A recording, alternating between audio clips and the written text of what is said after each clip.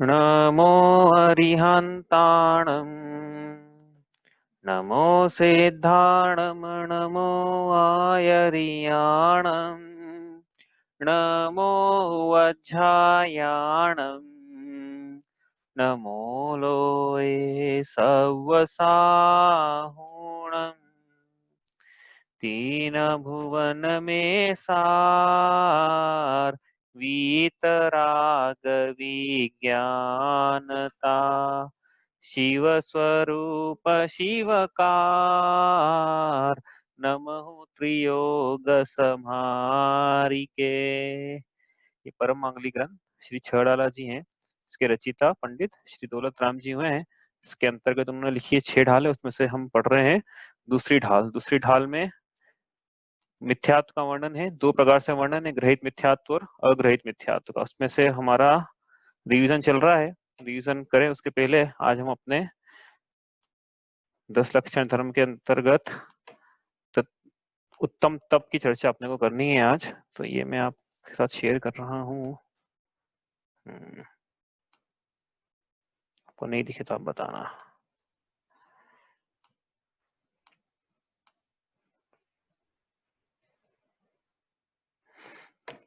चलिए शुरू करते हैं। उत्तम क्षमा मार्दव आर्जव भाव है, सत्य शौच संयम तप त्याग उपाव है, आकिंचन्य ब्रह्मचर्य धर्म दश सार है, चहुगति दुख ते काड़ी मुक्ति करतार है। आज हम मना रहे हैं उत्तम तप पर्व। तो शुरुआत करते हैं वहीं से जहाँ से शुरुआत की थी। क्षमा क्या है, मार्दव क्या है, आर्जव क्या है, शौच क्या है, संयम क्या है। ऐसे ही अब प्रश्न उठा कि भाई तप क्या है, क्या बताइए तप क्या है। तो पढ़ लिया अपन ने, पढ़ा ना, पढ़ा कि नहीं पढ़ा, याद है कि नहीं पढ़ा हमने। तप क्या है, 6 डाला में पढ़ा क्या। बताओ तप क्या है। इच्छाओं का निरोध। यही पढ़ा था, इच्छा निरोधस तपः तपसा निर्जराच। इच्छाओं के निरोध को तप कहते हैं। ये नास्ति से परिभाषा है। तो इच्छाओं का निरोध, निरोध मतलब क्या होता है, पढ़ा नहीं था वहां पे उस समय शायद। निरोध मतलब क्या होता है। निरोध का मतलब ये नहीं है, हाँ ये नहीं है निरोध का मतलब कि इच्छाएं उत्पन्न हो और उन इच्छाओं को दबाया जाए, ये इसको नहीं बोलते हैं इच्छाओं का निरोध। इच्छाओं का निरोध मतलब इच्छाएं ही उत्पन्न न हो उसको बोलते हैं क्या। अच्छा क्या है, इच्छाएं उत्पन्न हो, उसके प्रति फिर इच्छाओं की पूर्ति के प्रति हम आकुलित बने रहें, फिर उसको पाने के लिए प्रयत्न करते रहें, और जब तक इच्छाएं पूरी नहीं हो तब तक दुखी रहें आकुलता से, और पूरी हो जाए उसके बाद क्या करें, फिर उसके बाद नई इच्छा के पीछे दौड़ें। तो ये इच्छाओं की पूर्ति में सुख है कि इच्छाएं उत्पन्न न हो इसमें सुख है। तो ये समझ में आती है यहाँ से बात कि इच्छाओं का निरोध मतलब इच्छाएं उत्पन्न नहीं हो ज्यादा, वो ज्यादा सुखी है बजाय इसके कि इच्छाएं उत्पन्न करके उसकी पूर्ति के लिए। क्योंकि इच्छाएं तो क्या है, कैसी है, पहले ही बात करी थी इसके हमने। इच्छाएं कितनी है कि अनंत, ये जो पूरा 3 लोक है ये जीव की तृष्णा के अंदर, लोभ में देखा था ना हमने कि जीव की तृष्णा रूपी खाई के अंदर ये बिल्कुल बिंदु के समान है 3 लोक। ऐसी इच्छाएं हैं जीव की, लेकिन मिलता कितना है उसको, मिलता बहुत ही कम है। इसलिए इससे अच्छा तो यही है। तो मतलब जिसकी इच्छाएं की पूर्ति हो रही है तो उसको पूरा पूरा नहीं मिल रहा है। इच्छाओं की तो बहुत मोटी धार है, और जो मिल रही है धार वो बहुत बारीक सी पतली धार है, वो टप टप टप करके बूंद बूंद मिल रही है।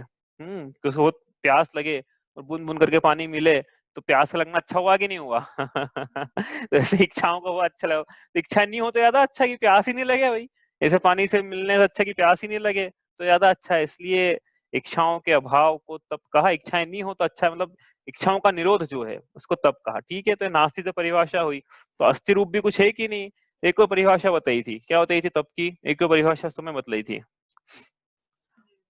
अपने स्वरूप में प्रतपन करना बताई थी। ये अपने स्वरूप में प्रतपन करना नहीं लिखी, मेरे को तो ऐसा याद है कि बताई थी। अब नहीं हो तो चलो आज लिख लो फिर कि स्वरूप में प्रतपन, आत्म स्वरूप में प्रतपन, लीनता, विजयन, उसको कहा हमने तप। तो 2 परिभाषाएं हो गई ना, एक नास्ति से एक आस्ति से।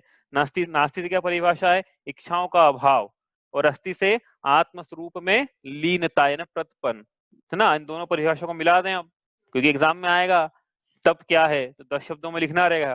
तो 10 शब्द की परिभाषा चाहिए अपने को फिर। तो उसकी 10 शब्द की परिभाषा, 11 शब्द हैं शायद यहाँ पे, 10 शब्द की परिभाषा।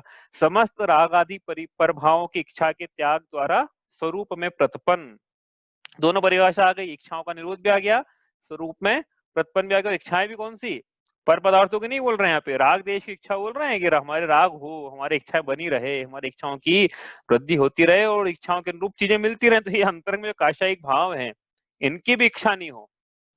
पर पदार्थों की तो बात ही क्या, अंतरंग की बात कर रहे हैं यहाँ तो राग आदि प्रभावों की इच्छा के त्याग द्वारा स्वरूप में प्रतिपन्न, इसको तप कहा है।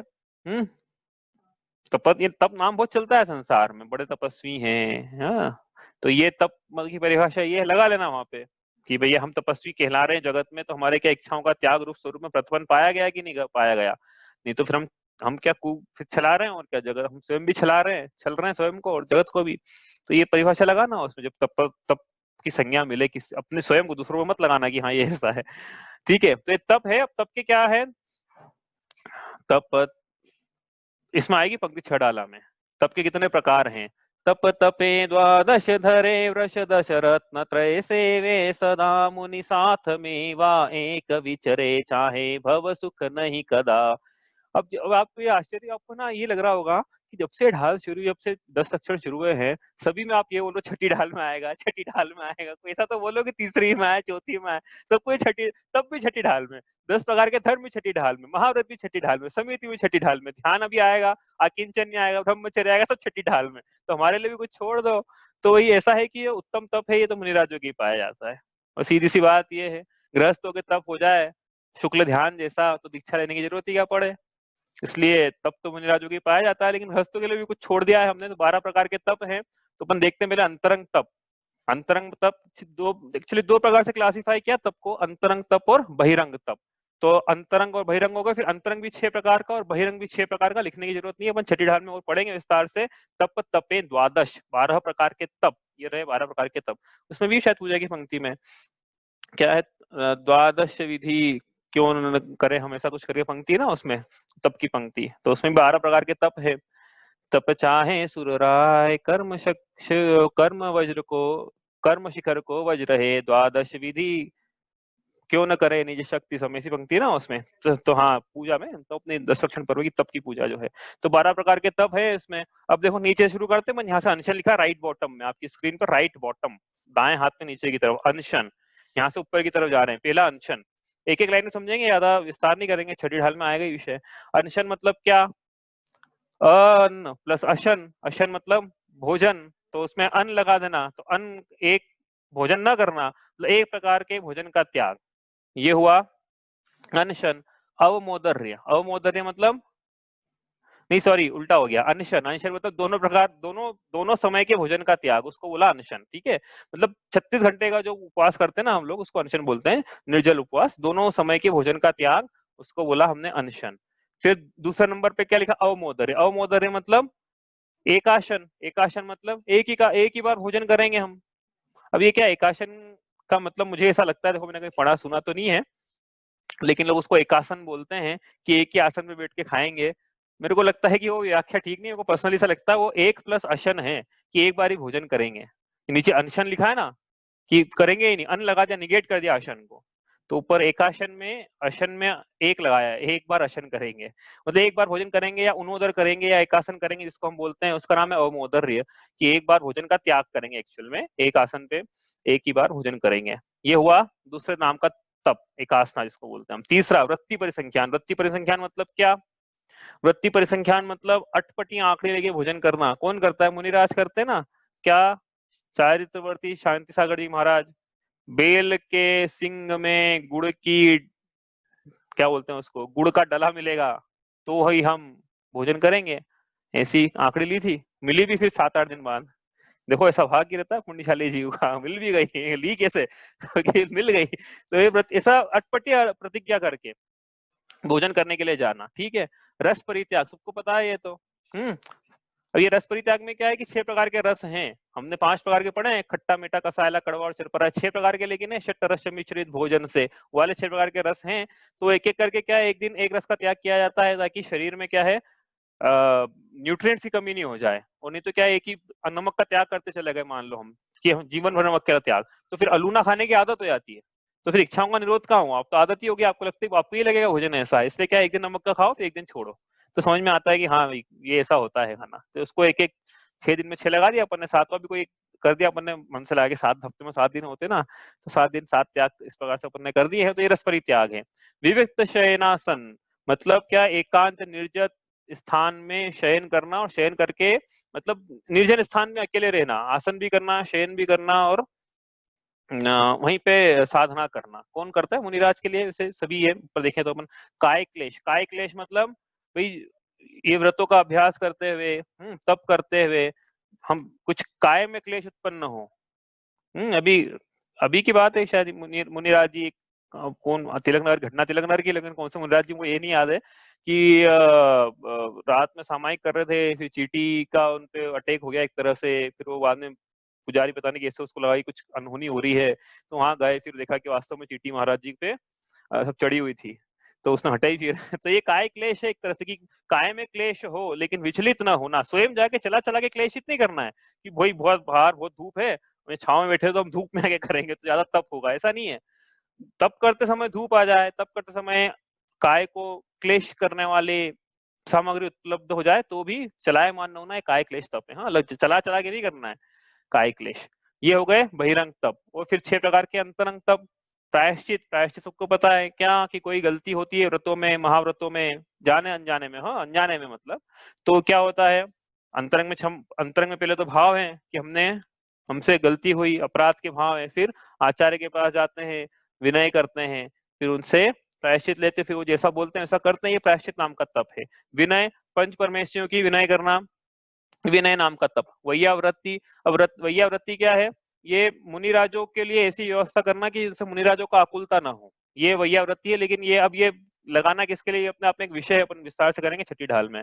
स्वाध्याय, इसके बाद स्वाध्याय तप है, स्वाध्याय जो हम कर रहे हैं अभी, ये स्वाध्याय तप है। कायोत्सर्ग, काया का उत्सर्ग करना, काय से ममत्व त्याग कर स्वरूप में प्रतिपन्न करना। और ध्यान, ध्यान मतलब एकाग्र चिंता निरोध ध्यान, ऐसी परिभाषा सूत्र जी में। एक मुख्य, अभी सब पढ़ेंगे अपन, आज में आपको ऐसा लग रहा है कि बहुत फास्ट चला दिया है, तो वो अपन जब आएगा विषय तो पढ़ेंगे ही ना छठी ढाल में, तो रुकना पड़ेगा। एक अच्छा लालच भी कि छठी ढाल तक रहोगे आप, यदि आपको पढ़ना है तो भागोगे नहीं।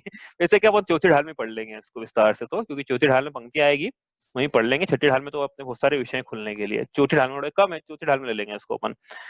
तो ध्यान एक मतलब आत्मा की मुख्यता पे चिंता का निरोध कर देना एक आत्मा के लिए। ये इस प्रकार से 12 प्रकार के तप हैं।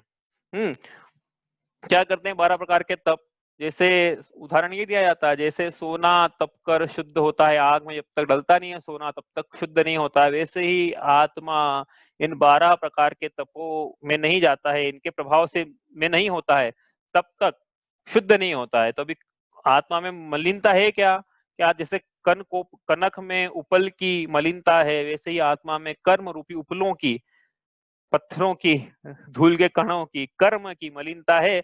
तो इस प्रकार से ये 12 प्रकार के तप में तप कर आत्मा निखरता है। क्यों निखरता है? तपसा निर्जराच, तप निर्जरा का हेतु है। निर्जरा आत्मा के प्रदेशों से कर्म का एक देश क्षय होना, ये निर्जरा है, अविपाक निर्जरा का प्रसंग है। इसलिए इस प्रकार से ये तप जो है आत्मा को शुद्ध करता है, तप में आत्मा निखरता है। इसलिए जिसकी जैसी योग्यता हो उसको वैसा तप अंगीकार करना चाहिए। ठीक है, इसमें एक बात याद रखना, यहाँ पे हम क्या है कि अनशन से लेके ध्यान तक ये जो तप है ये उत्तरोत्तर बढ़ते क्रम में है। बढ़ते क्रम में मतलब 2 प्रकार, दोनों समय भोजन के आहार के त्याग से अच्छा तप है एक समय भोजन का विकल्प का त्याग करना।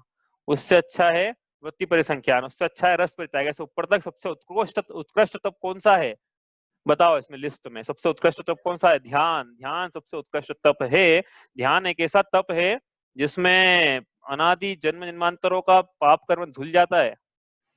तप ही, इसमें आएगी पंक्ति, तब ही शुक्ल ध्यानाग्नि करी चहु घाति विधि कानन दयो सब लख्यो केवल ज्ञान करी भवि लोक को शिव मग कहो।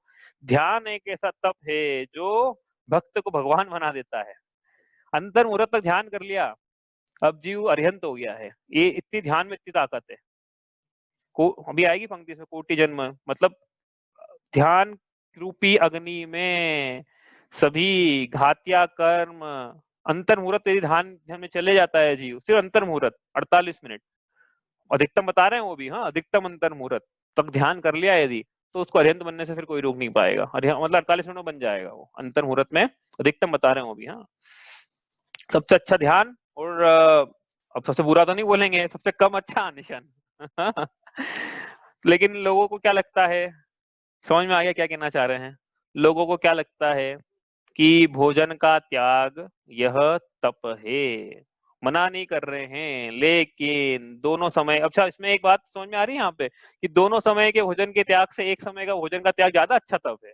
अब ऐसा कैसे भाई? दोनों समय का भोजन का त्याग करा और एक समय का किया, तो एक समय तो खाया ना उसने, खाएगा तब उसका। है 10-10 उपवास करने वाले जैन समाज में एक समय भोजन करना कौन सी बड़ी बात है, ऐसा लगता है ना लोगों को। तो यहाँ क्या लिखा कि लेकिन अवमोदर ज्यादा बड़ा तप है। कैसे है कि भाई वो भोजन की थाली पे बैठा, और अच्छा एकासना का मतलब पहले तो ये नहीं है, ये मत समझ लेना कि एकासन करना है, उनोदर कर, उसको उनोदर भी बोलते हैं, उनोदर करना है तो भाई पहले तो रेगुलरली हम 15 मिनट खाना खाते थे सुबह का, 15 मिनट शाम का भोजन करते थे। अब जिस दिन एकासना उस दिन क्या चलेगा अपना, 1 घंटे तक चलेगा भोजन। क्यों? अभी अपना एकासना है। तो ये एकासना नहीं होता, ये उनोदर कहाँ है, दूनोदर चौनुदर हो गया एक तरह से।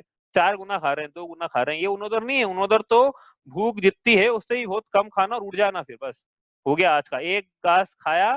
देखो वास्तव में जब स्वरूप में प्रतिपन्न होता है तो इसमें कहाँ खाने में आनंद आता है, वो तो विकल्प था घर मन में खा लेते हैं, खा लिया, जब मुंह में घास गया तब समझ में आया क्या कि षट्रस मिश्रित भोजन से यह भूख न मेरी शांत हुई। इसके बाद क्या है? षट्रस मिश्रित भोजन से यह भूख न मेरी शांत हुई, आत्म रस अनुभव चखने से इंद्रियों हुई। क्या लिखा? इच्छा शमन हो, इच्छा, इच्छाओं के निरोध को तप कहते हैं, इच्छा शमन हुई।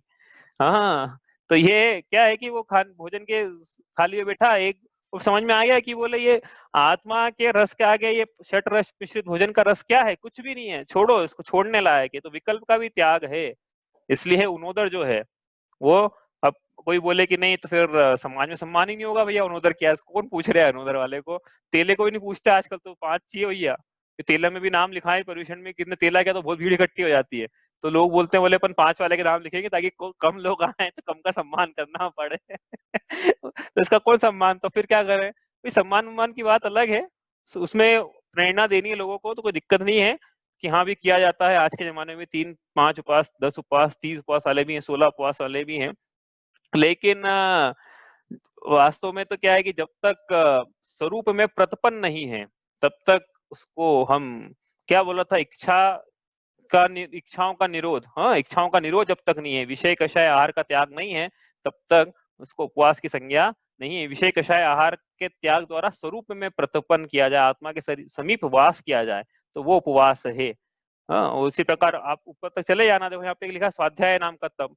अभी फोन आएंगे देखो पर्यूषण के बाद, कैसे कैसे गए पर्यूषण, कितना उपासना करी, कितने उपवास करे, कोई एक आदमी ये नहीं पूछेगा देखना कि कितना स्वाध्याय किया, एक मिले तो बताना आप।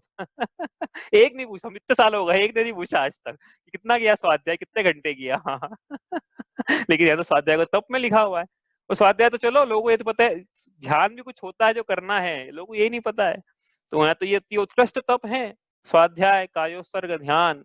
लेकिन अपने को लगता है कि भोजन का त्याग करना ही बड़ा तप है। लोग जो लोग करते हैं, ये करना मत छोड़ देना, एक्चुअली अभ्यास है। देखो ये इसको तप, तो तप की संज्ञा में तब डाल पाएंगे जब इच्छाओं का निरोध होता है, लेकिन नहीं निरोध हो रहा है तो क्या करें? तो ये अभ्यास है, मुनि दीक्षा जीव लेगा तब नहीं मिले वृत्ति प्रसंख्यान लेगा ना वो, फिर तब करेगा, नहीं मिली आंकड़ी उपवास करेगा, या ऐसे देश काल में चला गया भोजन नहीं मिला तो उपवास करेगा, तो आकुलता नहीं होगी चित्त में, अभ्यास अच्छे से हो जाता है अनशन करने से।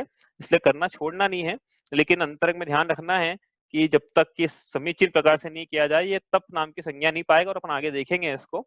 ठीक है, तो 12 प्रकार के तप हैं, याद नहीं हो रहे तो चिंता मत करना, अभी अपन तो क्या है आगे करेंगे, चौथी ढाल में और छठी ढाल में इसका विषय वापस आएगा। ठीक है, तो अब वापस प्रश्न अपन उठाते हैं जो अपन ने अभी करा, क्या भोजन आदि नहीं करना है तप है? बताया अभी, क्या भोजन आदि करना, भोजन का त्याग कर दिया तप हो गया, हम हमारे तपस्वी की अनुमोदना है, 10 उपवास वाले, 16 उपवास वाले, 30 उपवास वाले। तो क्या करना फिर? भोजन आदि नहीं करना मात्र तप है क्या?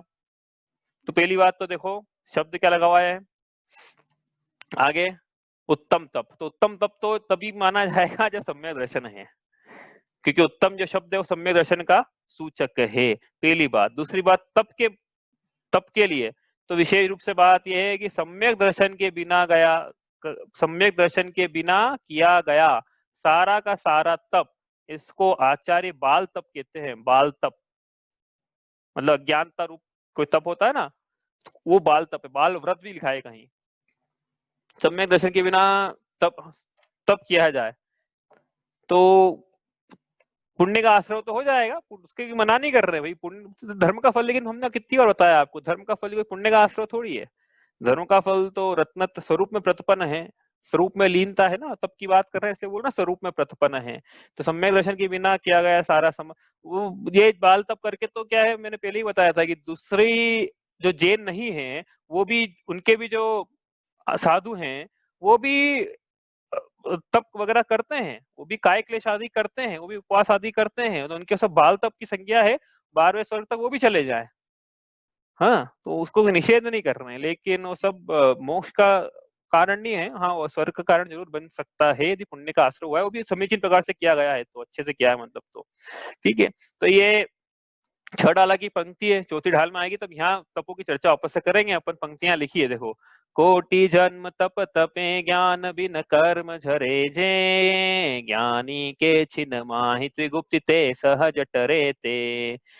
करोड़ों उपवास कर ले कोई जीव, को करोड़ों जन्मों तक तप ले, लेकिन बिना सम्यक दर्शन के तपे, और बिना सम्यक यहाँ ज्ञान लिखा है ना, सम्यक ज्ञान की ढाल है 4थी ढाल, तो ज्ञान लिखा है सम्यक, तो दर्शन तो सम्यक हो ही गया, क्योंकि सम्यक दर्शन ही सम्यक ज्ञान होता है। ऐसा कभी नहीं होगा कि ज्ञान तो समीचीन और दर्शन समीचीन नहीं है, उल्टा ऐसा तो हो ही नहीं सकता है कभी। तो ज्ञान लिखा मतलब दर्शन भी समीचीन है। तो करोड़ों वर्षों तक बिना सम्यक दर्शन बिना ज्ञान के कोई जीव तप करे, तब भी इतने कर्मों की निर्जरा नहीं होती है जितनी कि सम्यक ज्ञानी के क्षण भर में त्रिगुप्ति से हो जाती है। ऐसा ही है। हाँ, त्रिगुप्ति मतलब मनवचन काय से गुप्त की क्रियाओं से गुप्त हो जाना, स्वरूप में प्रतिपन्न करेगा तो त्रिगुप्ति भी रहेगी उसके। तो ये इसका मतलब क्या हुआ, करोड़ों उपवास कर लिए लेकिन बिना सम्यक दर्शन के किए तो इतने कार्यकारी नहीं है, बजाय सम्यक ज्ञानी होने के बाद क्षण भर में त्रिगुप्ति से इतनी निर्जरा हो जाती है। तो इसका मतलब ये है कि सम्यक दर्शन और सम्यक ज्ञान बहुत जरूरी है तप के लिए। तो इसलिए पहली बात तो है कि भोजन आदि, तो ये सम्यक दर्शन है कि नहीं, पहली बात तो यहाँ। अब कोई बोले कि चलो सम्यक दर्शन है, ठीक है, तो फिर अब क्या। तो देखो यहाँ पे लिखा है, ज्ञानी को उपवास आदि की इच्छा नहीं है। इच्छाओं के निरोध को तब बोला तो कैसे बोले उपवास की इच्छा है हमारी तो तब कहाँ रहा फिर, समझ में आ रही बात, क्योंकि कैसे घुमा दिया, रिकर्सिव लॉजिक हो गया ना। उपवास की इच्छा तो कर रहे हो और बोल रहे इच्छा को निरोध हो गया समझ में आ रही ना, ये एक दूसरे को रेफर किया, दूसरे ने पहले को रेफर कर दिया, तो रिकर्स डेडलॉक हो गया है। तो यहाँ क्या कह रहे हैं कि ज्ञानी को तो उपवास की इच्छा भी नहीं है, एक शुद्धोपयोग की इच्छा है, और वो शुद्धोपयोग की इच्छा के बाद जब शुद्धोपयोग होता है तो किसी चीज की इच्छा नहीं रहती है, ठीक है। तो एक शुद्धोपयोग की इच्छा है, उपवास आदि करने में शुद्धोपयोग बढ़ता है, इसलिए उपवास आदि करते हैं। तो उपवास आदि करने से क्या होता है, जो भोजन नहीं करते हैं तब निद्रा नहीं आती है, प्रमाद नहीं होता है, समय बचता है, विकल्प नहीं आते हैं मन में। तो ये इसके लिए उपवास भोजन का त्याग करके शुद्धोपयोग की भावना थी वास्तव में मुनिराजों की बात करें, शुद्धोपयोग की बात कर रहे हैं तो। लेकिन मुनिराज भी यदि उपवास आदि करें और उससे शरीर में ऐसी शिथिलता आ जाए कि शुद्धोपयोग ही न हो पाए, तो फिर वहां उनके आहार का विकल्प होता है। इसलिए उपवास आदि करते, तथा यदि उपवास आदि से शरीर या परिणामों की शिथिलता के कारण शुद्धोपयोग में शिथिलता होती है तो वहां आहार का ग्रहण करते हैं। तो उपवास की इच्छा नहीं है, इच्छा किसकी है, प्रतिपन्न की है, शुद्धोपयोग में जाना है, लेकिन नहीं जा पा रहे हैं तो फिर आहार का, क्योंकि शरीर बाधा दे रहा है यदि, तो फिर भोजन आहार के लिए निकलेंगे, नहीं तो फिर क्या करेंगे, शुद्धोपयोग में लीन रहते हैं। शरीर की क्रिया जो है परिणाम शून्य, शरीर की क्रिया फलदाता नहीं है। भोजन नहीं करना ये शरीर की क्रिया हो गई, यदि इसमें परिणाम नहीं है जीव के स्वरूप में लीन होने के, तो फिर मात्र शरीर की क्रिया कुछ ज्यादा कार्यकारी नहीं है। यदि बाह्य तप तो करे लेकिन अंतरंग तप न हो तो उपचार से भी उसे तप संज्ञा नहीं है। कोई बोले कि भाई सम्यक दर्शन नहीं है तो उपचार से, तो मान लो भाई उपचार से तो वो अनशन को तब कहेंगे, तब उपचार से कहेंगे अनशन को तब जबकि अंतरंग में अंतरंग तप पाया जा रहा हो।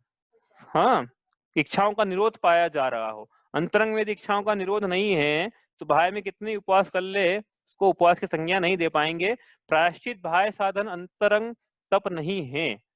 ऐसा बाह्य प्रवर्तन होने पे जो अंतरंग परिणामों की शुद्धता होती है उसका नाम अंतरंग तप है। मतलब अपन ने लिखा ना प्रायश्चित वगैरह, तो प्रायश्चित वगैरह की भाई इसमें काय का तप, कोई बोलेगा ना कि भाई मुनिराजों से पूछा फिर क्रिया कर ली तो इसमें काय का तप हुआ। भाई वो अंतरंग में जो परिणाम हो रहे हैं स्वरूप की शुद्धता के या उसकी भावना हो रही है, उसकी परिणाम उनके परिणामों में शुद्धता आ रही है, वो वास्तव में तप है। इसलिए बहिरंग तप तो किसी उपचार तप कहेंगे, बहिरंग को तप जबकि अंतरंग तप उनके पाए जा रहे हैं।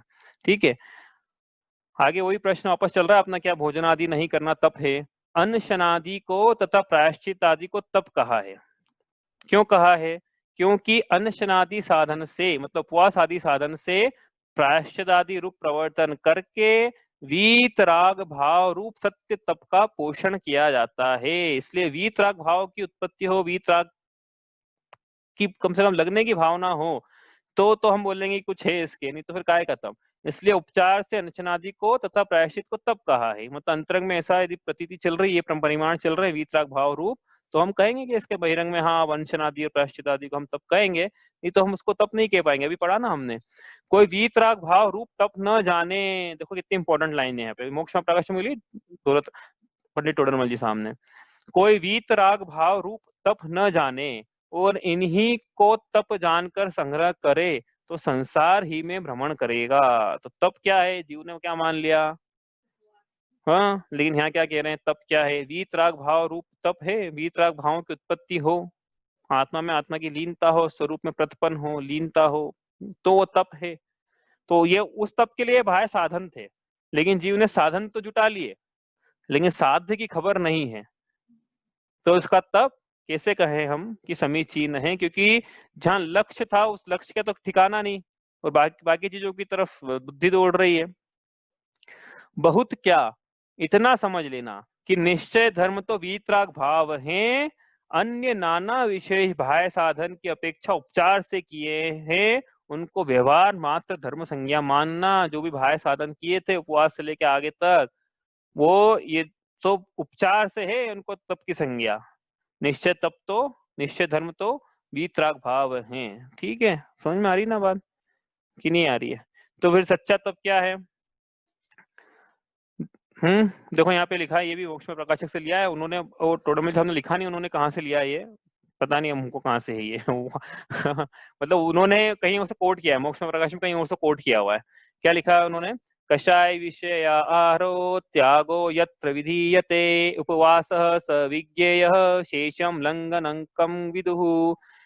उपवास किसे कहते हैं? विषय कषाय आहार के त्याग को, विषय कषाय आहार, ये पहले भी लिखा है तो उपवास विषय कषाय आहार का त्याग करके अपने स्वरूप में प्रतिपन्न करना, अपनी आत्मा के समक्ष वास करना, ये इसको तो विद्वान उपवास कहते हैं। इसके अलावा जितने भी शेष हैं वो सब विद्वान उसको लंघन कहते हैं। लंघन मतलब कि ये है ही नहीं तप, ये तो कुछ और ही है, तप तो नहीं है। अब कोई बोले कि हमसे उपवास तो नहीं हो रहा है तो अब क्या करें? कोई से भी ना सामर्थ्य नहीं रहता हर जीव की उपवास करने का, दोनों समय भोजन का त्याग करके स्वरूप में प्रतिपन्न करना। तो भाई बहुत सारे साधन है ना, उपवास एकमात्र थोड़ी था। एक आसन है और ध्यान है, स्वाध्याय है, ये सब भी तो है, रस परित्याग है, ये कर किया जा सकता है कि नहीं किया जा सकता है?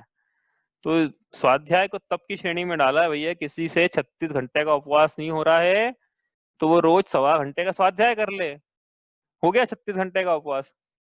मतलब अपन टाइम की ड्यूरेशन से देख लें अपन यदि तो, हाँ तो कितने घंटे का है आपका?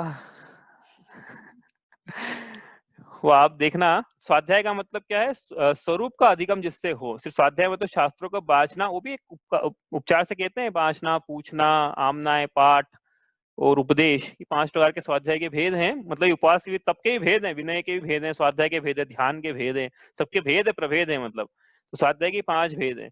तो 5 प्रकार से स्वाध्याय करके, लेकिन करना क्या है, अपनी आत्मा का जिससे अधिगम हो, आत्मा की प्राप्ति हो, स्व का अधिगम जिससे हो, वो स्वाध्याय है।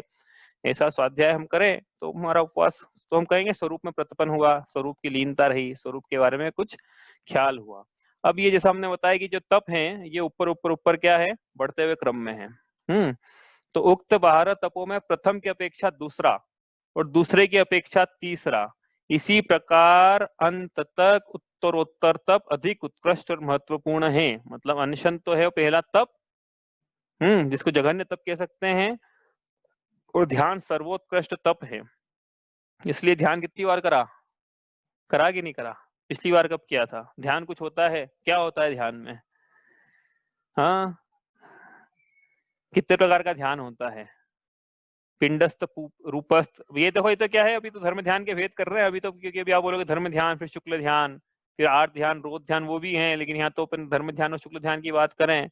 पिंडस्थ, पदस्थ, रूपस्थ, रूपातीत, फिर शुक्ल ध्यान की बात करेंगे छठी ढाल में, तो वो तो हमसे होगा नहीं, लेकिन जो हो सकता है वो तो करें। पिंडस्थ पदस्थ हो सकता है, हाँ, पिंडस्थ पदस्थ रूपस्थ रूपातीत तो हो सकता है हमसे, वो ध्यान तो गृहस्थ। अभी अब वही बात आ गई, देखो यहाँ पे जैसे जो अनशन में लगाया था वही ध्यान में भी लगाना। क्या गृहस्थों को ध्यान हो जाएगा क्या? अरे भाई, गृहस्थों को ध्यान हो जाता तो फिर दीक्षा लेने की जरूरत क्या पड़ती है ना, बात तो यहाँ आती बार बार, तो फिर क्या करें? तो भाई उपवास भी तो कर रहे हैं ना, अभ्यास करते रहे उपवास का, और जितना परिणामों की निर्मलता हो रही है उतना फल है उसका, वैसे ध्यान का भी यही फल है। तो जितना हो सकता है उतना करे, जितना त्याग, इसी स्वाध्याय में भी वही बात लगाना। ठीक है, देखो अब तप की महिमा की बात करें तो तप क्या करता है? क्या करता है तप? लिखी पूजा में पंक्ति आई, तप चाहे सुर राय, कर्म शिखर को वज्र है, द्वादश विधि सुखदाय, क्यों न करे निज शक्ति सम। क्या है तप की महिमा? तब क्या करेगा? तब जो है वो कर्म रूपी शिखर के लिए वज्र के समान है। वज्र पड़ते से ही शिखर जो है चूर चूर हो जाता है, वैसे ही तप रूपी वज्र के पड़ते से ही जन्म जन्मांतर में उपजा हुआ पाप कर्म क्षण भर में शीघ्रता से और शुक्ल ध्यान में तो संपूर्णता से विनाश को प्राप्त हो जाता है। ऐसी तप में सामर्थ्य है, तो वो कह रहे हैं कि ऐसा सामर्थ्य तो ऐसा क्यों नहीं करते हो अपनी शक्ति के अनुसार? क्यों ना करे निज शक्ति सम, अपनी शक्ति के अनुसार क्यों नहीं करते हो ध्यान? अपनी शक्ति के उपास सब करते हैं, एकादश सब करते हैं, से ऊंची बात करें, अपनी शक्ति के अनुसार क्यों नहीं करते हो रस परित्याग? क्यों नहीं करते हो स्वाध्याय? क्यों नहीं करते हो ध्यान? स्वाध्याय का मतलब ये नहीं होता भैया कि पारस टीवी पे 1 घंटे, मना नहीं करना देखने का भैया, लेकिन व्यवस्थित किसी को 5वीं की एग्जाम देनी है, 10वीं बोर्ड की, 12th की एग्जाम देनी बोर्ड की, तो ऐसा करेगा कि एक इधर का सुन लिया, एक इधर का सुन लिया, हो गई हमारी 12th, हो जाएगी पास। ऐसे व्यवस्थित तरीके से पढ़ना पड़ता है उसको, ये पढ़ा फिर नहीं आया तो लिखा उसको, फिर कोई विद्वान मिले तो पूछा उनसे, फिर याद करा, पाठ करा, आमना स्वाध्याय के भेद नहीं है। वाचना, प्रक्षना, आमना है, प्रेक्षा, और उसके बाद उपदेश। तो ये करा तो स्वाध्याय करा, ये नहीं करा तो टीवी में सुन लिया बस, और फिर पूछे क्या सुना, तो कुछ नहीं सुना, वो याद किसको रहता है क्या सुना? तो ये स्वाध्याय की श्रेणी भी नहीं आएगा भाई। हाँ, किसी से अपन नियम लेकर आ जाए, पहले बताया था ना आपको, किसी नियम लेके आ जाए अपन, स्वाध्याय का नियम है हमारा रोज का, तो क्या करें, जिनवाणी बीच में से कोई से कहीं से भी कुछ भी खोल लिया, कोई पेज खोल लिया, 1-2 लाइन पढ़ ली, स्वाध्याय हो जाएगा हमारा। 12वीं की पढ़ाई हमने ऐसी की होगी, केमिस्ट्री का, कल केमिस्ट्री का पेपर है, खोला बीच में से, 1-2 लाइन पढ़ ली, पेपर देकर आ गए, पास हो गए। हाँ, तो ये तो जैन भगवान का शासन है भैया, यहाँ पे तो इसे ये ऐसे काम नहीं चलेगा।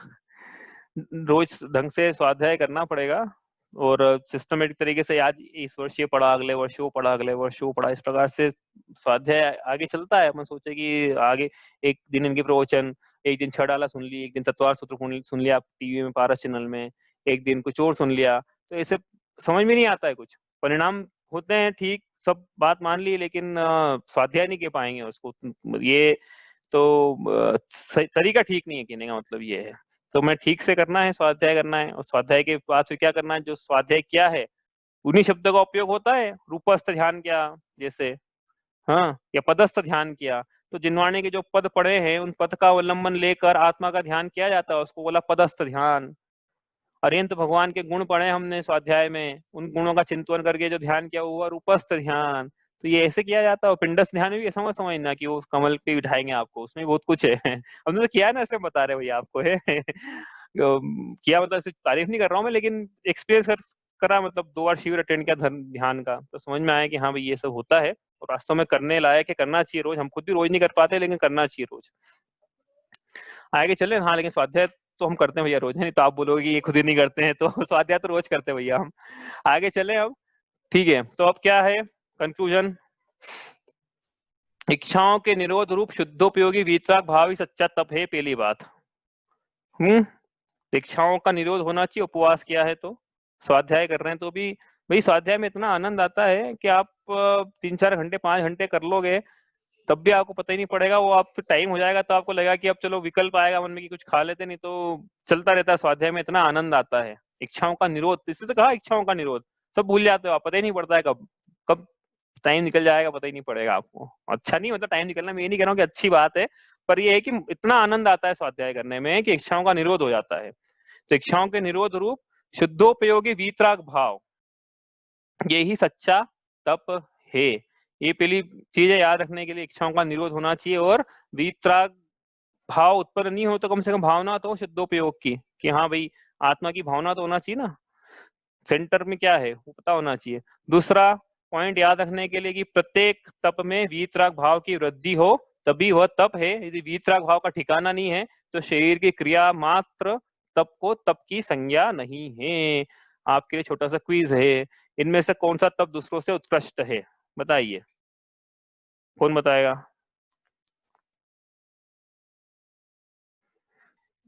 अनुप्रेक्षा, यह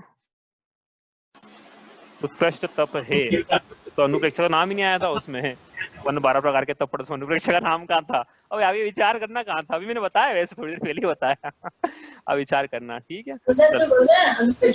हाँ, अनुप्रेक्षा है। चलो हम ये सब तप अपने जीवन में अंगीकार करें, इच्छाओं का तप का सही स्वरूप समझें और स्वाध्याय और ध्यान के मार्ग पे हम आगे बढ़े ऐसी भावना के साथ।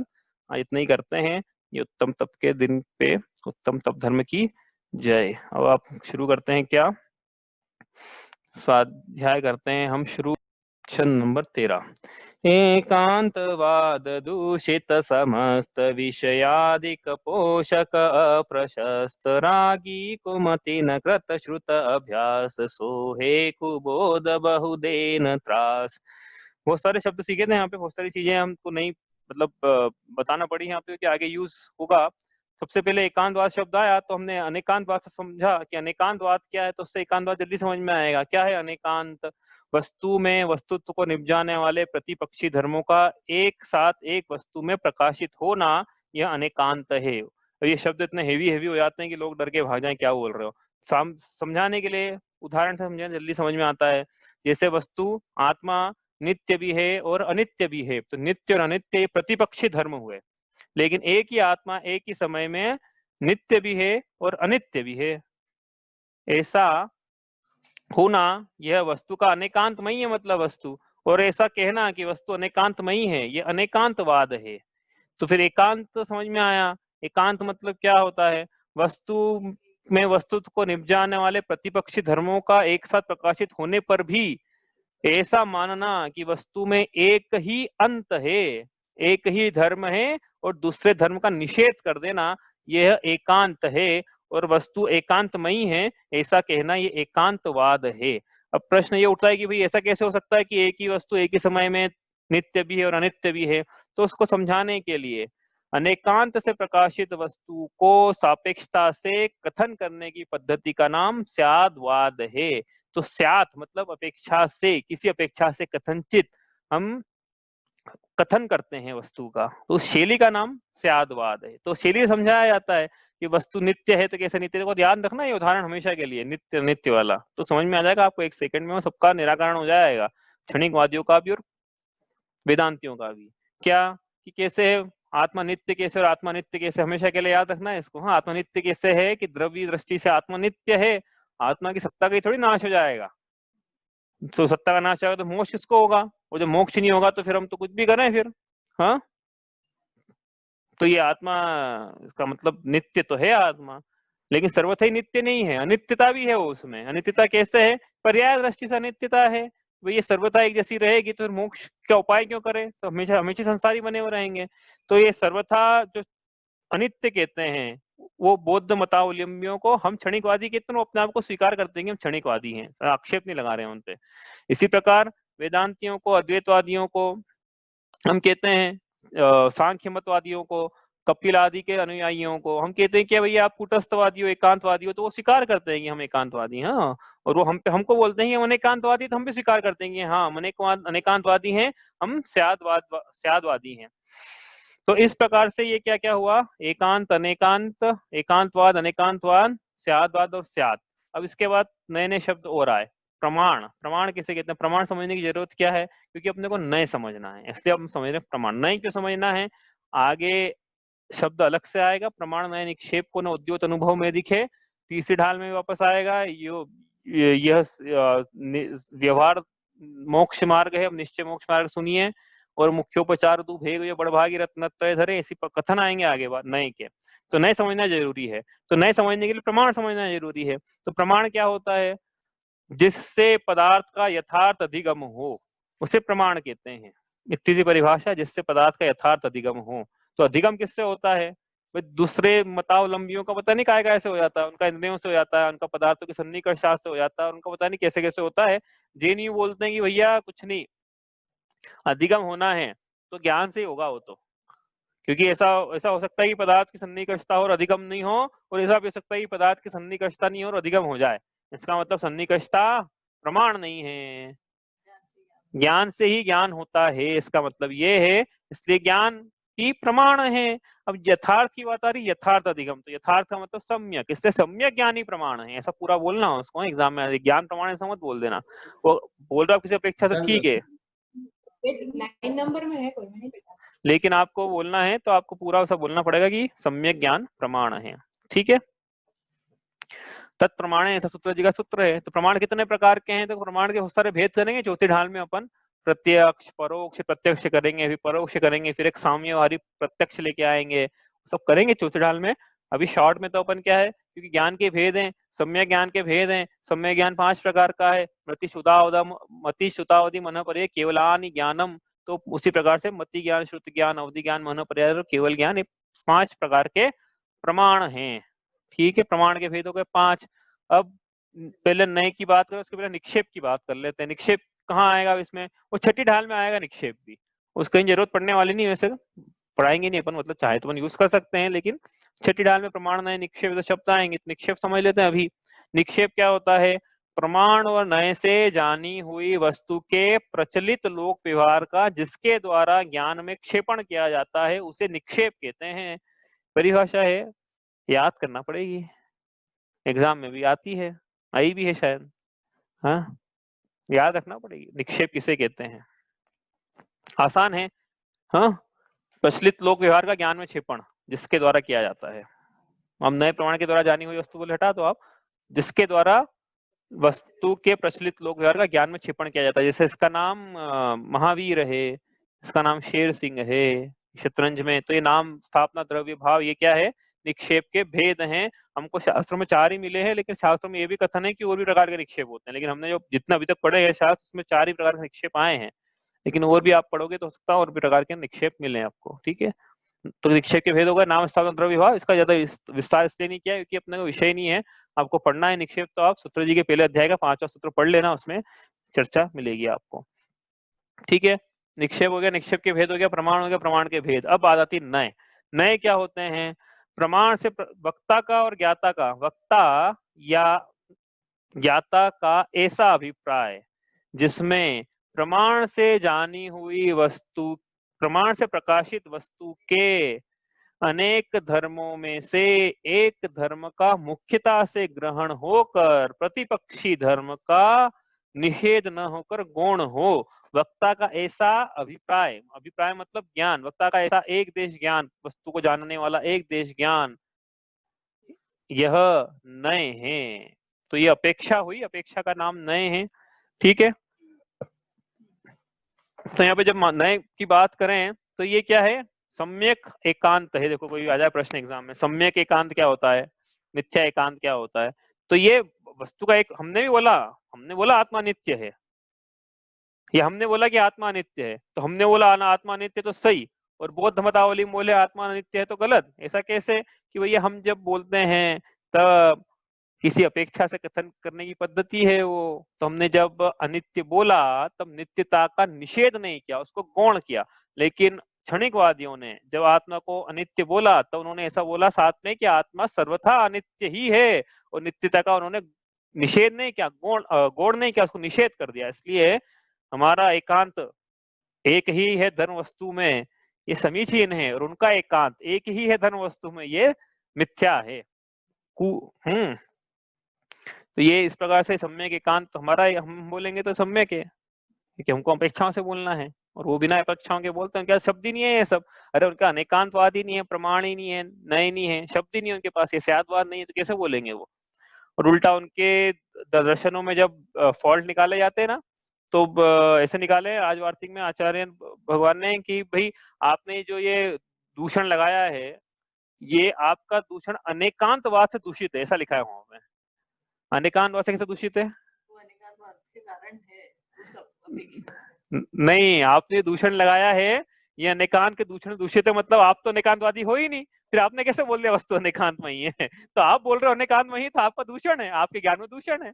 आया तो आप स्वीकार कर लो कि अनेकांतवादी है वस्तु, और नहीं है तो आप ऐसा लॉजिक मत दो जिससे वस्तु का अनेकांतपना सिद्ध हो। हाँ, तो आप वो सिद्ध, तो ये दोनों बातें नहीं चलेगी कि हम बोल मानेंगे तो एकांतवादी और वस्तु को सिद्ध कर देंगे अनेकांत से, वो नहीं, आपका नहीं चल पाएगा, हमारा चलेगा बस वो।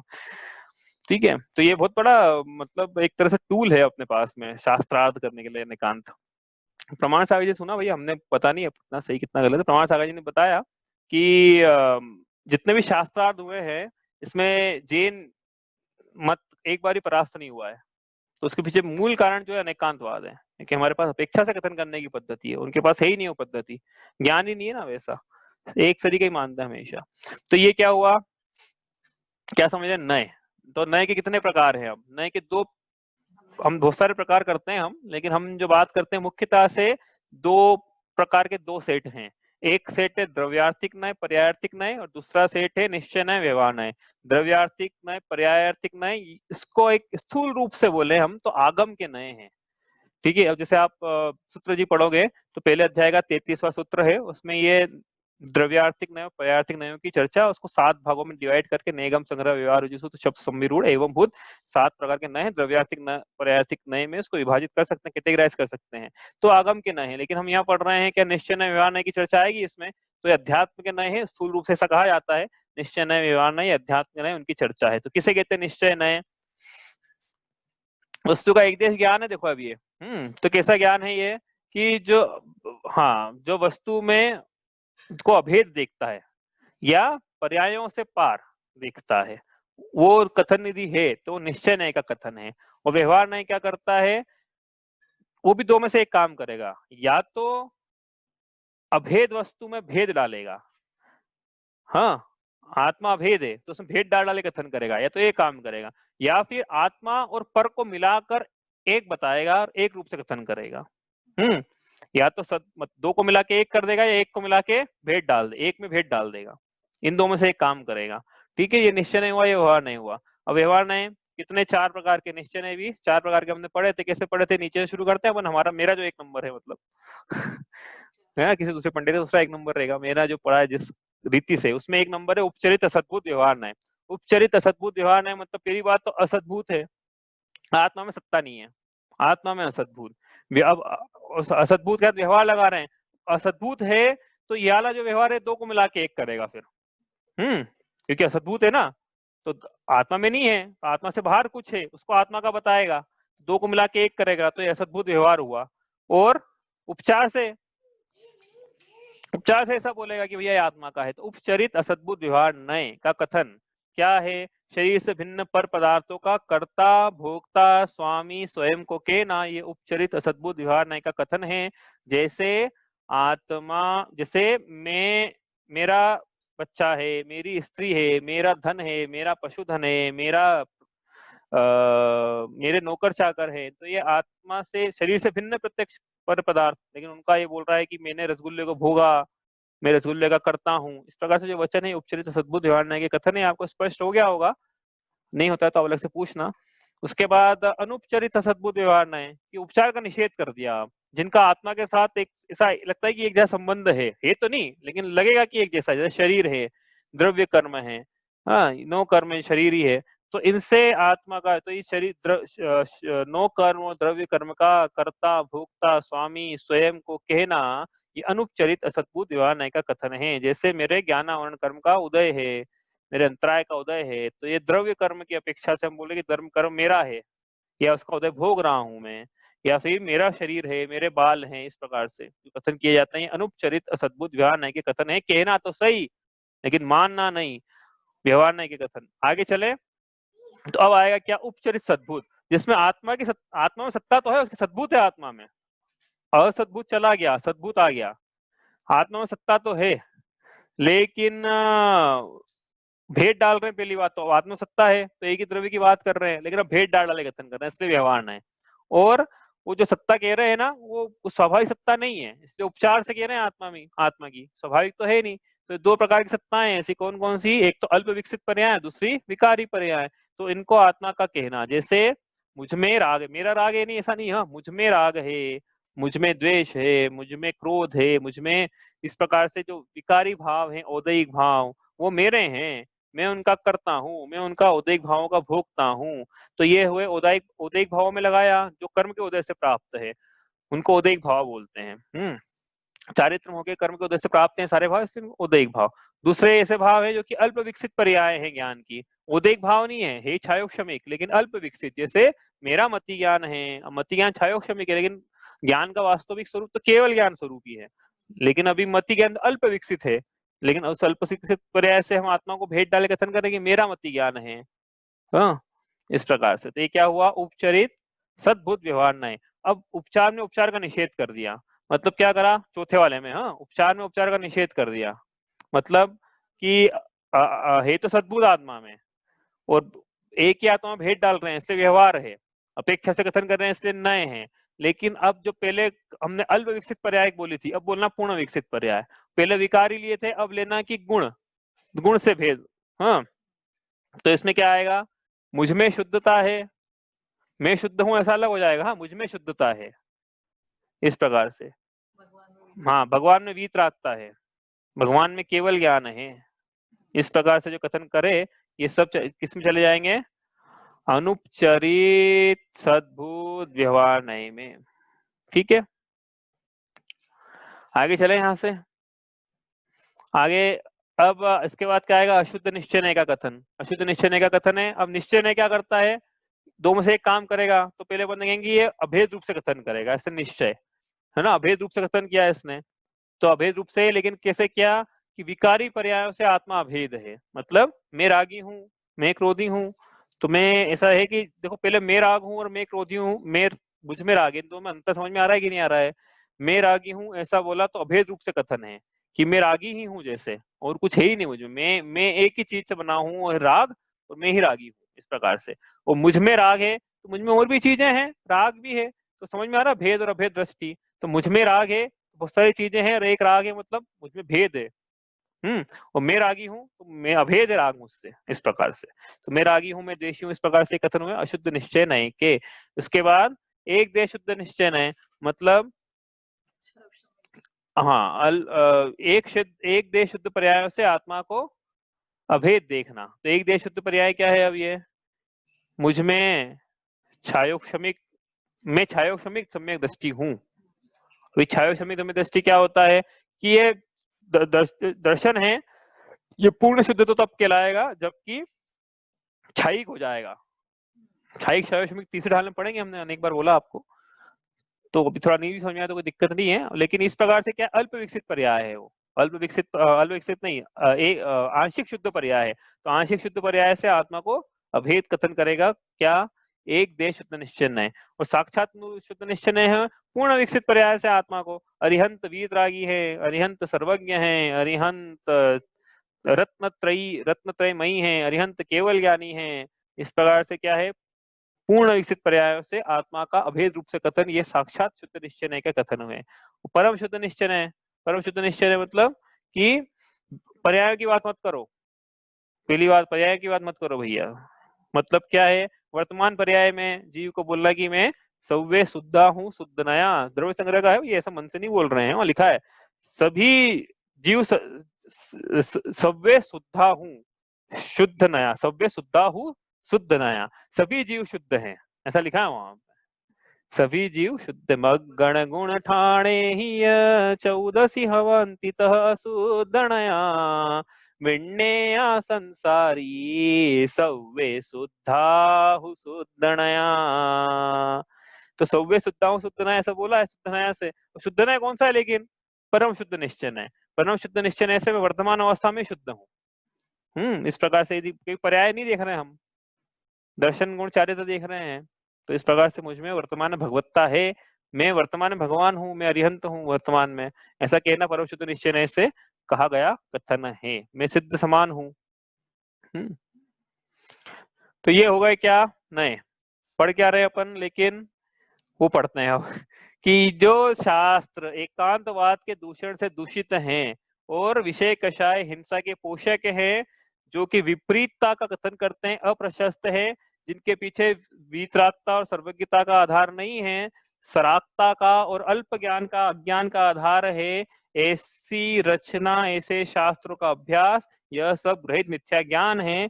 और ऐसा कुबोध यह संसार सागर में डुबाने वाला है, बहुत त्रास देता है। हमने इसको और आगे हटाया था, सिर्फ उन शास्त्रों में मत लेना, टीवी व्हाट्सएप मोबाइल, सरिता चंपक जो भी पढ़ता है मतलब, तो उसमें सब में लगा लेना, कुबोध है ये सब, ये क्योंकि ये इसमें वस्तु स्वरूप का, इसमें जो बताते हैं वो सत्य नहीं है। कहने का मतलब ये, इसमें ऐसा बताते हैं ऐसा करने से सुख होगा, परिग्रह जोड़ने से सुख होगा, ये ज्ञान दिया गया, हिंसा से सुख होगा, छल से सुख होगा, माया से सुख होगा, मेकअप लगा के घूमने से सुख होगा।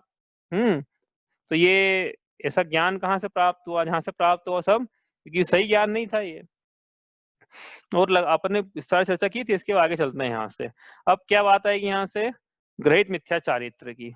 जे ख्याति लाभ पूजादि चाह धरि करत विविध विध देह दाह, आत्म अनात्म के ज्ञानहीन जे जे करनी तन करन छीन। जो आगे ना वो अपना जो पड़ा तप में, वो तप वाले के देह दाह आ गया ना तो जो प्रसिद्धि के कारण, प्रसिद्धि की इच्छा से, हाँ, और फाइनेंशियल गेन की इच्छा से, या सम्मान मिले मुझे, ऐसी इच्छा करके विविध प्रकार से देह को तपाने वाली जो क्रिया है, और उस क्रिया में वीतराग भाव की उपादेयता नहीं है, आत्मा की उपादेयता नहीं है, आत्मा अनात्मा के ज्ञान के बिना यदि वो क्रिया की गई है, तो वो सब क्रियाएं शरीर को विदीर्ण करने वाली है। इस यहाँ पे बताया था शायद मैंने, बाल तप क्या होता है। तो वो सब यदि तप है तो वो सब बाल तप है, चारित्र है तो मिथ्या चारित्र है, और उससे कुछ होने वाला नहीं है, उससे स्वर्ग आदि की प्राप्ति कदाचित हो भी जाए, लेकिन मोक्ष की सम्यक दर्शन की प्राप्ति नहीं होगी यदि ऐसी कुछ क्रियाएं हम कर रहे हैं बिना आत्मा को सेंटर में रख के, पूजा भी कर रहे हैं, अभिषेक भी कर रहे हैं, तो फिर लगा लेना है इसमें कि नहीं कह रहे हो तुमने, एक एक करके लगाए, पूजा करी, आत्मा का कितना ध्यान किया। अरे मोक्ष महामोक्ष फल प्राप्त फलम निरुपामति स्वाहा बोला, तो मोक्ष फल की, मोक्ष उपादेयता भाषित भी हो रही है कि नहीं हो रही है? हाँ, यदि नहीं हो रही है तो फिर वो फल जो है वो क्या है, जो चढ़ाया अपन ने, जो क्रियाएं करी सब, वो सब इसमें लगा लेना भैया, क्या बोले। आगे चले यहाँ से, तो प्रेरणा दे रहे हैं हम आखिरी छंद में, ते सब मिथ्या चारित्र त्याग, अब आत्म के हित पंथ लाग, जग जाल भ्रमण को देहु त्याग, अब दौलत निज आत्म सुपाग। कि ये सब मिथ्या चारित्र, इन सबका त्याग करो। क्यों करो? क्योंकि आत्म के हित के पंथ में लगना है आपको। तो आत्म का हित के पंथ में लगना है तो पहला काम यही करना है कि परहेज करना है, किनसे? अग्रहित मिथ्यात्व, ग्रहित मिथ्यात्व से। तो पहले, सबसे पहले ग्रहित मिथ्यात्व से करो, उसके बाद जितना जल्दी हो सके अग्रहित मिथ्यात्व से कभी त्याग करो। पहले ही बोल के आए थे कि ताते इनको तजिए सुजान, वापस बोला, उसको रिपीट करा यहाँ पे। और फिर बोला कि आत्म के हित के पंथ में लगो, कि भाई शरीर के हित का पंथ, शरीर का हित के पंथ में जीव लगा हुआ है अनादिकाल से अभी तक, और कुछ हुआ नहीं है इसका, फिर भी इसको समझ में नहीं आ रहा है कि क्या करना है। तो बता रहे हैं भैया, अभी तक उपदेश नहीं मिला था ना सही, आज उपदेश मिला है, मतलब आज मतलब भगवान महावीर के काल में उपदेश मिला है, तो अब सही उपदेश, सही पथ्य का सेवन करें, कुपथ्य के सेवन से स्वयं को, सब दस को हटा लें वहां से। आत्मा के हित का पंथ क्या है, ये प्रश्न पूछेंगे तो हम आगे बताएंगे। सम्यक दर्शन, सम्यक ज्ञान, सम्यक चारित्र, तो यही आत्मा के हित का पंथ है। तो सम्यक दर्शन पूर्वक, ज्ञान पूर्वक सम्यक चारित्र को अंगीकार करो, तो यही बोलेंगे, बस यही बोलना पहली ढाल से, आगे भी यही बोलेंगे। जगजाल भ्रमण को देहु त्याग, और क्या करे जीव कि संसार रूपी जगजाल जिसका हमने वर्णन पहली ढाल में किया था, चतुर्गति संसरण का, पंच परावर्तन का, भ्रमण का, ऐसे दुखों को त्याग दे। यदि मिथ्यात्व का त्याग होगा तो नियम से इन संसार रूपी दुखों का भी त्याग होगा। ऐसा करके अब क्या करें कि हे दौलत राम जी अपने आप से बोल रहे हैं, हम अपने आप से बोलेंगे कि हे जीव, अब क्या करें, अपनी आत्मा में ही भली भांति से लीन हो जा, उसी में मग्न हो जा। ऐसा यहाँ पे प्रेरणा दे के दूसरी ढाल आज हम संपन्न करते हैं, दौलत राम जी और हम भी। तो समझ में आना चाहिए कि आत्मा की भावना तो कम से कम भाए हम, कि हाँ हमें आत्मा का हित करना है। जो हमारा है, जो हम हैं, जो अनादिकाल से हमें, जो आगे भी हम अपने आप को ले जाएंगे, तो उसका हित करना है। बाकी तो शरीर तो यही छूट जाएगा, बाकी चीजें यही छूट जाएगी। तो ये सब डेड इन्वेस्टमेंट कौन करना चाहता है?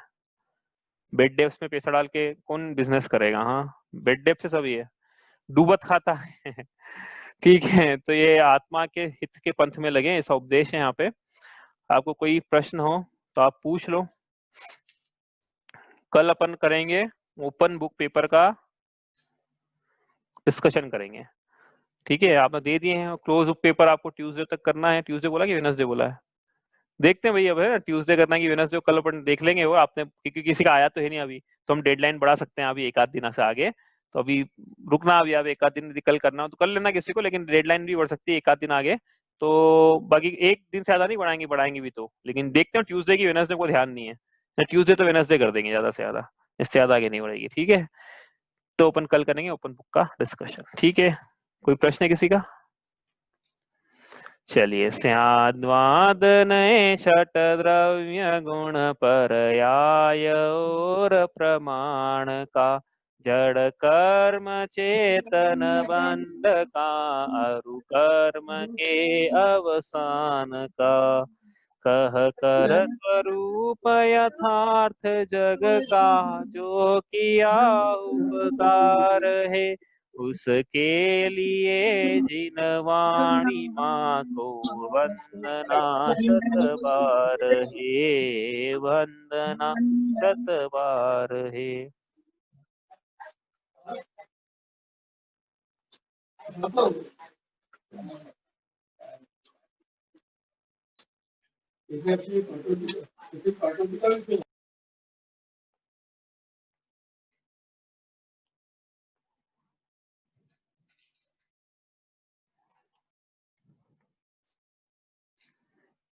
जय जिनेन्द्र।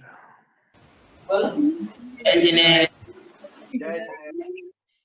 जय जिनेन्द्र।